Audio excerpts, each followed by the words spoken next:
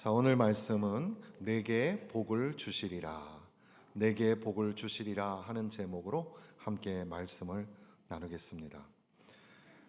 이 신명기 30장은 29장과 함께 연결되어 있는 그런 말씀일 텐데, 간단하게 말하면 하나님께서는 하나님의 백성들을 무서운 심판으로 다스리시지만, 그러나 심판은 하나님의 그 언약이 깨진 게 아니라 하나님은 언약에 신실하신 분이셔서 그들을 다시 살리시고 다시 회복시키시기를 원하시는 하나님이시다. 이것이 이제 30장의 전반부의 말씀입니다. 그래서 2절에 보면 너와 내 자손이 내 하나님 여호와께로 돌아와라는 말이 많이 나와요. 그러니까 세상살이 하다가도 하나님께 돌아와 나 주께 왔사오니 복 주옵소서. 오 주님 나 이제 갑니다. 날 받아 주소서. 하나님 앞에 돌아와. 이 돌아와라는 단어가 여러 번 등장하는 걸 볼 수가 있습니다. 3절에도 너를 긍휼히 여기사 포로에서 돌아오게 하시되 5절에도 내 하나님 여호와께서 너를 내 조상들이 차지한 땅으로 돌아오게 하사. 하나님은 돌아오게 하시는 분. 그러니까 하나님은 무서운 심판으로 그렇게 경고하시는 분이시지만, 그러나 하나님, 그 언약에 신실하신 하나님은 우리에게 복 주시기를 원하시는 분이시다. 돌아와. 하나님도 마음을 돌이키신대요. 그래서 3절 시작에 보면 내 하나님 여호와께서 마음을 돌이키시고, 하나님이 마음을 돌이키신다는 거죠. 그래서 8절에 보니까 너는 돌아와 다시 여호와의 말씀을 청종하고, 다시라는 말이 나오죠. 다시. 돌아오다, 돌이키다, 다시, 이런 말이 중요한 단어들입니다. 다시 여호와의 말씀을 청종하면, 그러니까 우리는 하나님 앞에, 그 언약에 신실하신 하나님 앞에 다시 돌아오면 돼요. 아이고, 내가 주님 집에 갈 면목이 없어요. 어떻게 제가 주님 마음을 아프게 하고 떠나왔는데 어떻게 주님 앞에 돌아가나요? 그러나 그런 염려하지 마시고 하나님께 다시 돌아오면 됩니다. 다시 돌아오면 아무것도 할 거 없어요. 손 들고 아버지 앞에 나가는 겁니다.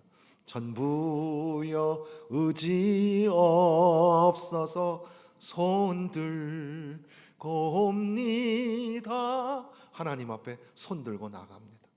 탕자처럼 내가 아버지 집에 가서 염치가 없어서 자식이라 부르지 말고 나는 이제 아버지 집에 종으로 있었으면 좋겠다, 그런 마음을 가져도 하나님은 그 아버지가 하나님의 마음이죠. 아버지는 그 거리가 먼데도 아들인 것을 알고 달려나가서 끌어안아주고 잔치를 베풀어 주시는 하나님, 그 아버지께 우리는 다시 돌아가기만 하면 돼요.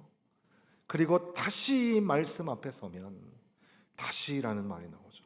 그러면 어떻게 하시나요? 9절 10절에 보면 내가 내 하나님 여호와의 말씀을 청종하여 이 율법책에 기록된 그의 명령과 규례를 지키고 내 마음을 다하여 뜻을 다하여 여호와의 내 하나님께 돌아오면 내 하나님 여호와께서 내 손으로 하는 모든 일과 내 몸의 소생, 내 가축의 새끼와 내 토지 소산을 많게 하시고 내게 복을 주시되 곧 여호와께서 내 조상들을 기뻐하신 것과 같이 너를 다시 기뻐하사 다시 내게 복을 주시리라. 그러니까 하나님은 다시 기뻐하시고 다시 복을 주시겠다고, 너희 조상들에게 복을 주셨던 것처럼 아브라함과 이삭과 야곱에게 복이 되라고 말씀하시고 복의 근원이 되라고 하시며 모든 민족이 너로 하여금 복을 받게 하신다고 말씀하신 그 하나님께서 지금 이 모압 언약의 선상에서 다시금 이스라엘에게 너희가 심판 중에도 고난 중에도 하나님의 말씀이 기억나거든 돌아와라. 다시 돌아오면, 다시 말씀 앞에 서면 하나님은 다시 기뻐하시고 다시 너희에게 복을 주시리라. 그러니까 전반부의 메시지는 돌아와라는 말과 다시라는 말입니다. 우리는 하나님 앞에 돌아가면 됩니다. 나 집에 돌아갈래. 나 집에 돌아갈래. 오 주님 나 이제 갑니다. 날 받아주세요. 주님께로 돌아가면 됩니다. 그리고 다시 하나님 말씀 앞에 서면 됩니다. 부족하죠. 부끄럽죠. 미안한 것도 있어요. 하나님 앞에. 그렇지만 다시 용기를 내셔서 하나님의 말씀을 붙잡고 하나님 말씀대로 살려고 애쓰면 하나님이 우리에게 기뻐하실 뿐더러 복을 허락하여 주신다. 복을 받는 이야기를 하고 부자가 되는 이야기를 하면 기독교가 타락해서 기복신앙, 물질주의 신앙 뭐 그런 얘기를 듣잖아요. 저도 설교자로서 굉장히 고민이 돼요. 복 받는 이야기를 해야 되나 말아야 되나 고민이 참 많아요. 우리들도 마음속에 사실 약간 그 죄책감이 있잖아요. 내가 너무 지나치게 복 받고 부자 되고 이것만 원하면 하나님 앞에 미안하고 죄송하고 그게 하나님 뜻이 아닌 것 같고 그런 생각 들잖아요. 고민이 참 많이 됩니다. 그런데 하나님은 성경에 온통 복 주신다는 얘기를 해요. 그리고 지금 이 본문 말씀 보면 너무 구체적이잖아요. 네 몸의 소생과 네 가축의 새끼와 내 토지 소산을 많게 하시고 이게 그러니까 신명기 28장에 이미 쭉 이 말씀이 있었는데 들어가도 복을 받고 나가도 복을 받고 성문에 가서도 복을 받고 성전에서도 복을 받고 광주리도 복을 받고 내 창고도 복을 받고 하늘의 보고를 여사 하늘의 것으로 복을 받고 그러니까 하나님의 축복의 말씀이 이렇게 세세하게 너무 세밀하게 기록되어 있는데 하나님 앞에 죄송한데 뭐 복 주시려면 주시고 안 주셔도 어쩔 수 없죠. 뭐 이게 아니라 성경의 메시지는 굉장히 명확하고 굉장히 단순하게 되어 있어요. 네가 다시 돌아와서 다시 말씀 앞에 서면 내가 다시 기뻐하고 다시 너에게 뭘 주겠다고요? 복을 주겠다 말씀하신단 말이에요. 그러니까 우리는 그저 우리가 물질주의에 빠져가지고 하나님보다 물질을 더 섬기거나 그런 차원이 아니라 주여 하나님 앞에 왔사오니 하나님은 복의 근원 아니십니까? 주여 나에게 복 주시옵소서. 용기를 좀 가지세요. 자, 손을 한번 이렇게 딱 들고 손을 들고 이 가슴에 딱 대고 하나님 나에게 복을 주세요. 근데 이게 율동을 이제 주일학교 가면은 배우 유초등부, 유년부 이런 데 가면 막 전도사님들이 무선 마이크 쓰고 막 하잖아요. 하나님 나에게 복을 주세요 이렇게 해야 되는데 여러분들 어떻게 할까요? 우리는 좀 점잖으니까 그래도 하나님 저에게 복을 주세요 이렇게 한번 해볼까요? 시작. 하나님 나에게 복을 주세요. 우리 아이들은 막 이렇게 하잖아요. 우리들도 하나님 저 사람에게 복을 주세요. 우리가 축복하잖아요. 그런데 나 하나님 앞에 왔는데 하나님 나 복 받게 해주세요. 나 복 받고 싶어요. 복 받고 싶은 사람. 뭐 옆에 사람 복 주시든지 뭐. 하나님 내가 복의 주인공이 되고 싶어요. 축복의 주인공이 되게 해주세요. 자, 그런데 오늘 이제 우리 본문 읽은 말씀으로 조금씩 더 가까이 가면 그러니까 30장 1절부터 10절까지의 말씀은 돌아와라는 말과 다시라는 말 속에서 하나님은 심판하시는 하나님이 아니라 오히려 뭐 하시는 하나님? 복 주시는 하나님이시다. 이것을 강조했는데 사실 그 강조하는 내용 중에 중심 주제가 뭐냐면 말씀이에요. 말씀. 하나님의 말씀. 이 하나님의 말씀이 복받는 비결이고 하나님의 말씀이 축복의 열쇠입니다. 그래서 하나님의 말씀을 강조하고 있는 거예요. 그래서 어떤 이 신학자의 그 주석에 보니까 하나님의 이 말씀이 뭐냐? 하나님의 말씀은 우리 지성에 정보를 제공한다. 그러면서 하나님 말씀은 여기 이제 11절에 보면 내가 오늘 내게 명령한 이 명령은 너에게 어려운 것도 아니고 먼 것도 아니라 이렇게 말씀하시잖아요. 하나님의 말씀이 어려워, 너무너무 어려워 이런 게 아니라 하나님 말씀이 귀에 쏙쏙 들어오는 거예요. 하나님 말씀이 참 쉬운 거예요. 여러분, 세상에서 공부 많이 하고 석사 박사 학위를 받았다고 머리가 똑똑한 것 같죠? 그렇지 않아요. 하나님의 말씀이 한 글자도 안 들어오는 사람도 있어요. 야, 그런데 이상하게 나는 하나님의 말씀이 맛있어요. 하나님 말씀이 즐거워요. 하나님 말씀 성경책 읽으면은 와, 얘기가 잘 들어오고 또 목사님이 말씀 전해 주시면 야, 그 말씀이 하나하나 다 생각이 나요. 그러세요? 그러길 바랍니다. 하나님 말씀 어려운 게 아니에요. 야, 이게 굉장히 신학자의 말이고 히브리어 헬라어의 말이고 적어도 이런 거 연구하고 발표하려면 뭐 대학원 석박사 학위를 가지고 있어야 되는데 나는 하나님 앞에 대학교 공부도 제대로 못했어요. 고등학교도 제대로 못했어요. 그런데도 하나님은 나에게 지혜를 주셔서 하나님 말씀을 깨닫게 하시는데 야, 무릎을 치면서 하나님 말씀이 들려온단 말이에요. 하나님 말씀 우리에게 지성의 정보를 제공해 주시고 하나님 말씀은 우리에게 감동하심을 주고 하나님의 말씀은 도전을 주시는데 생명과 화와 복과 저주가 있다. 어떻게 할 거냐라고 하나님이 우리에게 도전하실 때 하나님 말씀은 도전이구나. 그리고 하나님의 말씀은 우리의 마음을 감동시키셔서 도전의 말씀 앞에 우리가 무엇을 선택해야 되잖아요. 이것을 선택할 것인가, 이 길로 갈 것인가 고민하다가 하나님의 말씀 고민하게 하는 거예요. 하나님 말씀대로 살아야 하는데 라고 도전받고 고민해요. 그런데 그 메시지 안에는 하나님의 사랑이 있어요. 하나님의 인애가 있어요. 하나님의 자비하심이 있어서 그걸 발견하고 나면 내가 옳은 길로 가야 되겠구나. 그러니까 메시지는 그냥 이것을 해야 한다, 이걸 해야지 산다라는 것에서 끝나는 게 아니라 그렇게 말씀하시는 하나님의 마음은 어떤 건가 라고까지 들어가야 하겠는데요. 자, 그 말씀이 이제 30장의 후반절을 쭉 기록하고 있는 겁니다. 그러니까 우리가 복을 받으려면 다시 돌아와 다시 하나님 말씀 앞에 서야 합니다. 하나님의 말씀을 청종하여, 그러니까 잘 들어야 합니다. 기록된 그의 명령과 규례를 지키고 마음을 다하며 뜻을 다하여 하나님께 돌아오면, 그러니까 돌아오고 말씀 지키고 청종하는 것은 같은 맥락에 있어요. 하나님 말씀을 잘 듣지 않는데 하나님 말씀을 지킬 수 없어요. 하나님 말씀을 지키려면 우리 마음이 움직여야 돼요. 마음을 다해야 하나님 말씀 지킬 수 있어요. 그렇게 하나님 말씀 앞에 돌아오면 하나님이 복을 주신다. 그런데 이 하나님의 말씀은 어려운 게 아니다. 십계명이라는 것이 굉장히 간단 명료한 거였어요. 그 말씀이 어려운 게 아니었어요.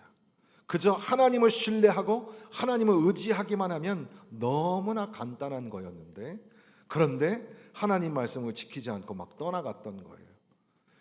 다시 살 길이 뭐냐? 다시 복 받는 길이 뭐냐? 하나님 말씀으로 돌아가면 돼요. 여러분, 우리의 살아가면서 우리 인생에 수많은 그런 역경을 겪잖아요.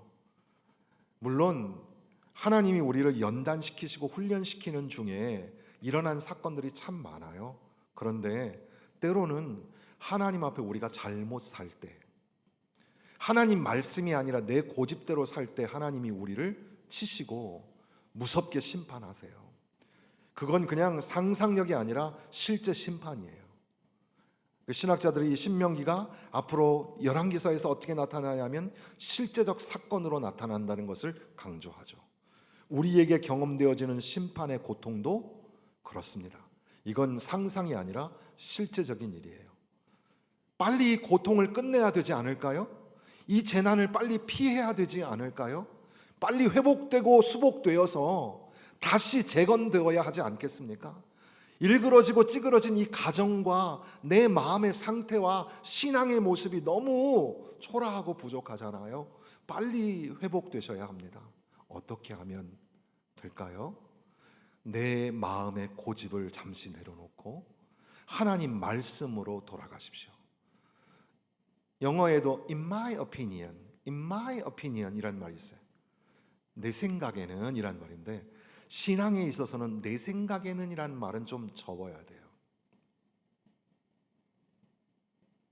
하나님이 원하시면, if you want, 당신이 원하시면 나는 그 길을 걷겠습니다. 내 생각에는, 제 생각에는, 제가 적은 소견으로 드리는 말씀은 이런 거 다 잠깐 멈추고, 주님은 어떻게 생각하십니까? 하나님은 어떻게 생각하십니까? 요즘에 목사 직분을 가진 사람이 청문회 나와가지고 뭐 어쩌고 저쩌고 얘기가 있는데, 그 사람이 뭐 잘했고 못했고, 저는 개인적으로 그 사람을 목사라고 생각하지 않습니다. 그런데 어쨌든 간에 거기에 참 창피하게도 국회의원이 그 사람을 향하여 당신 목사 맞습니까? 라고 물었어요. 근데 더 충격적인 말이 하나 있었어요. 그들 중에, 그 질문 중에. 예수님은 어떻게 하셨을까요? 그럴 때 예수님은 몰래카메라 돌리셨을까요? 이렇게 묻는 거죠. 목사가 창피하게, 자존심 상하게 거기서 그런 얘기를 듣다니. 내 생각이 아니라 주님의 생각, 내 고집이 아니라 아버지의 마음은 어떤지를 알고 그렇게 하나님의 말씀으로 나아가는 것, 그거는 너무 쉽고 간단한 건데 그걸 자꾸 하지 않으려고 하는 이스라엘 백성들. 14절 말씀에 보면, 오직 말씀이 내게 매우 가까워서 내 입에 있으며 내 마음에 있은즉 네가 이를 행할 수 있느니라. 하나님의 말씀은 멀리 있는 게 아니에요. 하나님 말씀은 우리 입에 있다니까요. 하나님 말씀은 우리 마음에 있다니까요. 우리가 늘상 반복하고 기억하고 있는 그 말씀, 그걸 지키시면 돼요. 다른 사람 평가하고 판단하지 마시고 그 말씀, 내 입에 있는 그 말씀을 내가 지키면 돼요. 내 마음에 있는 그 말씀을 내가 순종해 보세요. 그러면 하나님이 다시 복을 주시리라. 그러면서 이제 도전의 말씀을 하시는데, 보라 내가 오늘 생명과 복과 사망과 화를 내 앞에 두었나니. 생명과 복, 사망과 화. 이거는 이제 뒷부분에는 19절에는 생명과 사망과 복과 저주를 내 앞에 두었다. 어떻게 하라는 말씀일까요? 따라해 보세요. 선택하라. 선택하라. 선택하라는 말씀이에요. 이게 도전이에요. 그래서 19절에 보면 내가 오늘 하늘과 땅을 불러 너희에게 증거를 삼노라. 내가 생명과 사망과 복과 저주를 내 앞에 두었은즉 너와 내 자손은 살기 위하여 생명을 택하고 생명을 택하라. 복과 생명이 있고 저주와 화가 있는데 뭘 택할 것인가? 아이고 목사님, 당연히 복을 택해야죠. 화를 택하는 사람이 어디 있습니까? 생명을 택해야죠. 저주를 택하는 사람이 어디 있습니까? 그런데 사람들은 생명과 복을 택하지 않고 화와 저주를 택하는 길을 걸어갑니다. 그래서 우리에게 도전하시는 거예요. 다시 돌아와 하나님 말씀 앞에 서라. 그리고 선택해라. 이제 여러분, 거룩한 선택이 있어야 해요. 거룩한 결단이 있어야 돼요. 그러니까 우리가 세상에서 살면서 우리 남자 성도들 같은 경우, 뭐 여기는 이제 어르신들밖에 없지만 우리 스데반 집사님들, 젊은 집사님들, 저분들이 어린 게 아니에요. 이미 나이가 40, 50을 넘어가고 있어요. 그러니까 사실은 이 면려회 같은 경우 30, 40대 사람들도 지금 이미 여러 가지로 어려움을 당하고 있어요. 그들을 위해서 기도해 줘야 돼요. 직장을 위해서, 사업을 위해서. 조광재 집사님 아까 드럼 치고 갔는데 드럼 치니까 그냥 애기 같잖아요. 그런데 사업가이고 그가 이제 사업에 중대한 결정을 해야 되고 또 그런 또래의 젊은 집사님들이 직업과 사업에 있어서 고민이 많아요. 하나님 앞에 기도하고 있는 제목들이 있단 말이에요. 그렇다면 그걸 위해서 우리가 기도해 줘야 되는 거예요. 근데 남자들이 직장에서 사업장에서 살기가 참 어렵죠. 사실 세상의 방법대로 술도 먹어야 친구도 사귀게 되고 또 정직하지 못한 방법을 써야 이득도 좀 남지 않겠어요? 그런 유혹이 왜 없겠어요?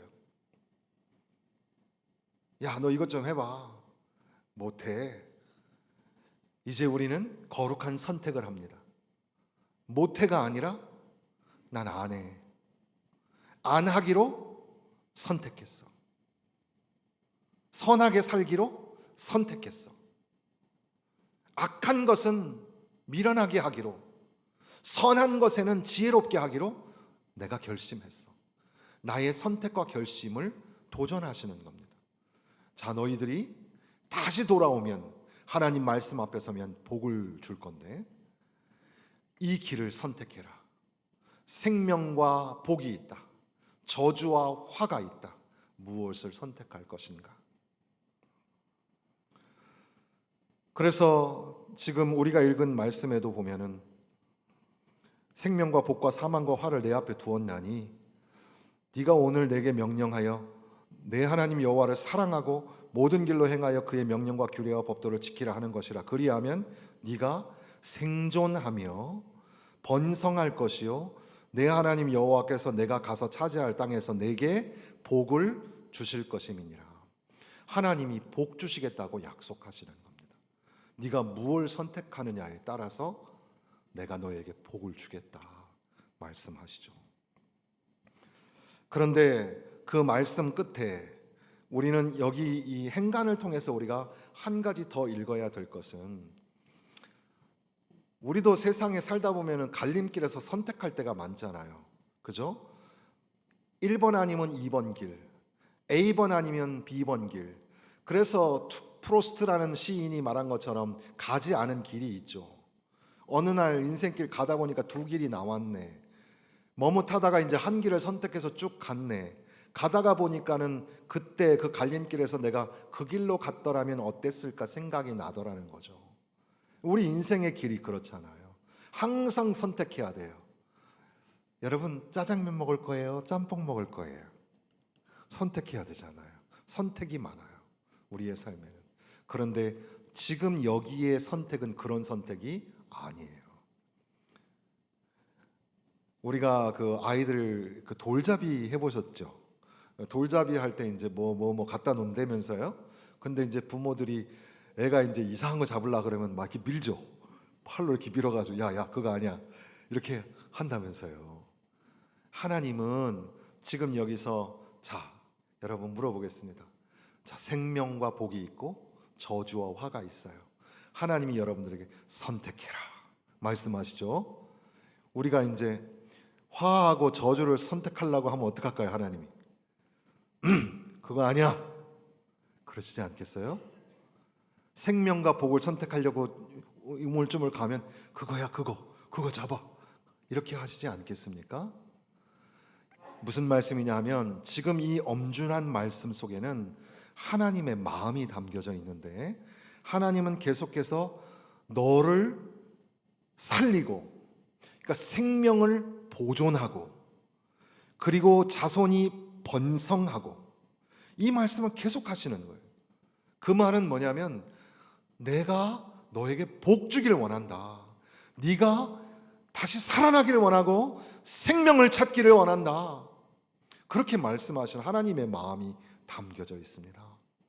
그러니까 그저 나 주께 왔사오니 복 주옵소서라는 이 특세 기간은 그냥 우리가 세상적으로 부요하고 번성하고 형통하고 평탄하고 그런 얘기가 아니라 하나님의 마음은 어떤 마음이에요? 여러분들에게 복 주시기를 원하십니다.